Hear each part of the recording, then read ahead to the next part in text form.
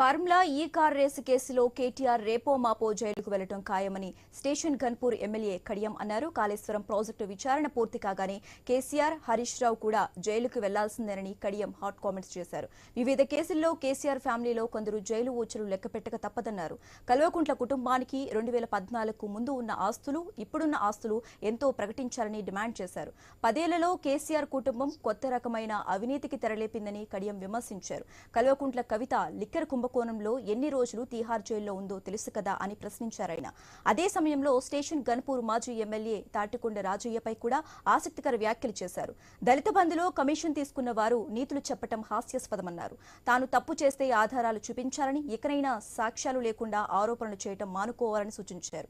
జనగామ జిల్లా చిల్పూరు మండలం మల్కాపూర్ గ్రామస్తుల ముఖాముఖిలో కడియం శ్రీహరి ఈ వ్యాఖ్యలు చేశారు.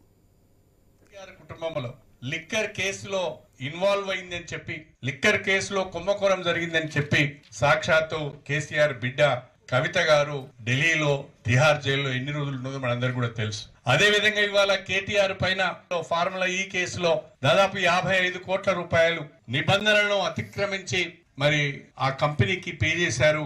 తద్వారా అనేక రకాలైన తప్పులకు పాల్పడ్డారని చెప్పి ఈ రోజు ఆయన మీద కేసు అయింది.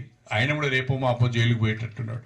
కాళేశ్వరం ప్రాజెక్టు విషయంలో కేసీఆర్, హరీష్ రావు గారు అనేక రకాలైన సాంకేతిక పరమైన తప్పులు చేశారు.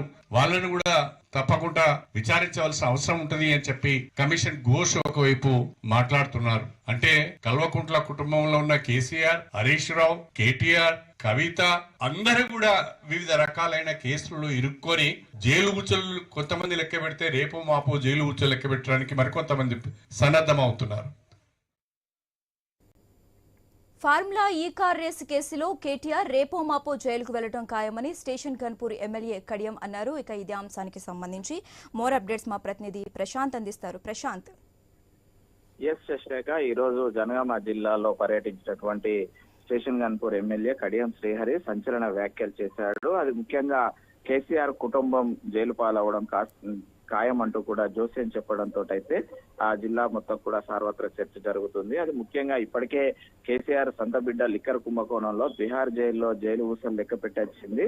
మరికొద్ది రోజులలోనే ఈకేఆర్ రేస్ లో కేటీఆర్ కూడా జైలుకు పోవడం ఖాయమని, అదేవిధంగా కాళేశ్వరం విచారణ పూర్తయిన తర్వాత కేసీఆర్ తో పాటు హరీష్ రావు కూడా జైలుకు వెళ్తారని జోస్యం చెప్పడంతో అయితే ఇటు జిల్లా మొత్తం కూడా సార్వత్రిక చర్చ జరుగుతుంది. ముఖ్యంగా కేసీఆర్ కుటుంబం పైన కడియం శ్రీహరి ఈ యొక్క ఆసక్తికర వ్యాఖ్యలు చేయడంతో అయితే పెద్ద ఎత్తున సంచలనంగా మారిన పరిస్థితి ఉంది శశిరేఖ. ముఖ్యంగా ఈ రోజు అటు జనగామ జిల్లా చిల్పూరు మండలంలోని మల్కాపూర్ గ్రామస్తులతోటి ముఖాముఖి అయిన సందర్భంగా అక్కడ గ్రామంలో పలు సంక్షేమ అభివృద్ధి కార్యక్రమాలను ప్రారంభించి అనంతరం గ్రామ ప్రజలతో మాట్లాడుతూ రాష్ట్రంలో ఉన్న పరిస్థితులను, కాంగ్రెస్ పార్టీ చేస్తున్న సంక్షేమ అభివృద్ధి కార్యక్రమాలను వివరిస్తూనే రానున్న రోజులలో బీఆర్ఎస్ పార్టీ భవితవ్యం పైన ఆసక్తికర వ్యాఖ్యలు చేశాడు. అందులో కేసీఆర్ కుటుంబం మొత్తం కూడా జైలు పాలవ్వడం ఖాయం, రానున్న రోజులలో కాంగ్రెస్ భవిష్యత్తు అన్న చందంగా మాట్లాడే తాపత్రయంలో ఈ యొక్క కేసీఆర్ కుటుంబం పైన సంచలన వ్యాఖ్యలు చేశాడు.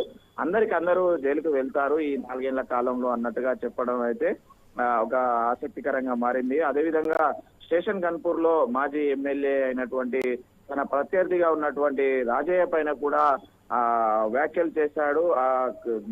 దళిత బంధులో కమిషన్లు తీసుకున్న వారు నీతులు మాట్లాడడం విడ్డూరంగా ఉంది అంటూ ఆధారాలు లేకుండా నిరాధారమైన ఆరోపణలు చేస్తే చూస్తూ ఊరుకోము, సాక్ష్యాలు లేకుండా ఆరోపణలు చేసుకోవడం మానుకోవాలి, లేదంటే మాత్రము తగిన చర్యలు కూడా చేపడతామంటూ కూడా అటు ప్రత్యర్థి రాజయ్య పైన కూడా ఆసక్తికరమైనటువంటి వ్యాఖ్యలు చేసిన పరిస్థితి ఉంది శశిరేఖ.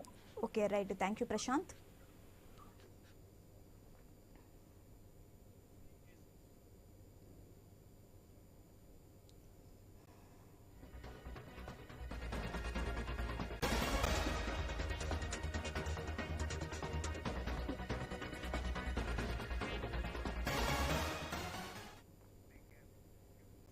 అయినవిల్లి విఘ్నేశ్వర స్వామి